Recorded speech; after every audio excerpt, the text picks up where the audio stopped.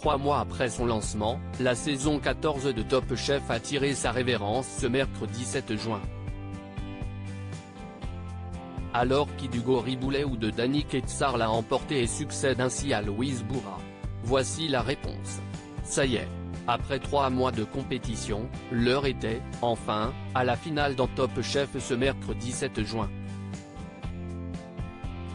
Cet ultime duel au sommet opposait Hugo Riboulet, fier détenteur des manchettes bleues, à Danny Ketsar, qui a gagné ses manchettes rouges après avoir éliminé tous les candidats les uns après les autres dans la brigade cachée d'Hélène Darroze. CST dans le cadre prestigieux du Four Seasons Georges V qu'ils ont dû réaliser, pendant 10 heures, un menu de gala pour les 4 jurés et 100 bénévoles de la Croix-Rouge. Et le moins que l'on puisse dire, CST le match a été très serré. Top Chef 2023, quel était le menu des 2 finalistes, Danny et Hugo? Première étape, la composition des brigades. Après tirage au sort, CST Hugo qui a ouvert le bal en choisissant Alban, tandis que le premier choix de Danny s'est porté sur Jérémy. Ainsi, la brigade d'Hugo se compose d'Alban, Mathieu, Jean et Sarika, et celle de Danny de Jérémy, Jacques, Carla et Alexandre.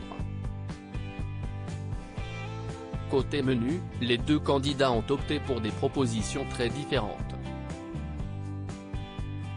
Fidèle à son surnom de Monsieur Plus, Danny, menu A, n'a pas joué la carte de la simplicité.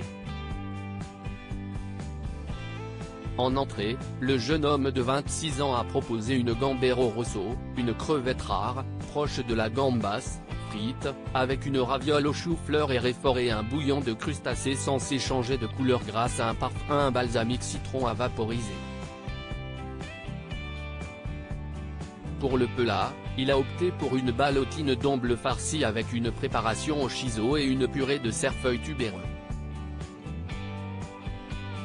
Enfin, pour le dessert, il a reproduit la tarte soufflée au chocolat qui lui avait valu un coup de cœur d'Hélène Darroze lors d'une épreuve de la brigade cachée. Pourtant emballée la première fois, celle-ci a cependant mis en garde son candidat contre les nombreuses difficultés de son menu, prévu pour 100 convives.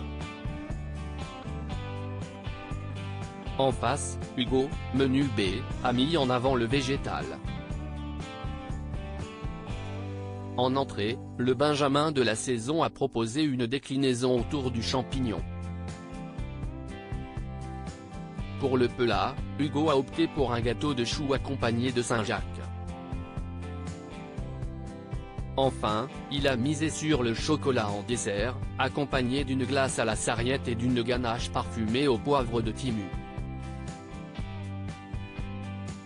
Top Chef 2023, qui, de Danny Ketsar ou d'Hugo Riboulet, a remporté la saison 14, la dégustation s'est avérée très paritaire. Si Danny a déçu Hélène Darroze sur son entrée, Hugo a fait des merveilles avec la sienne. Renversement de situation sur le plat où Danny a séduit les papilles des jurés et des bénévoles, alors qu'Hugo a reçu des retours plus mitigés. Tout s'est donc joué sur le dessert, le premier misant sur la gourmandise, le second sur l'audace. Au moment du vote, les 4 jurés ont attribué une égalité parfaite aux 2 candidats. CST donc grâce aux 100 bénévoles de la Croix-Rouge que le grand gagnant de la saison 14 de Top Chef a été désigné. Et CST Hugo Riboulet qui l'emporte, avec 54,81% des voix. De quoi réjouir son chef de brigade Philippe Etchebest, qui n'avait pas atteint les finales ni gagné depuis 2019.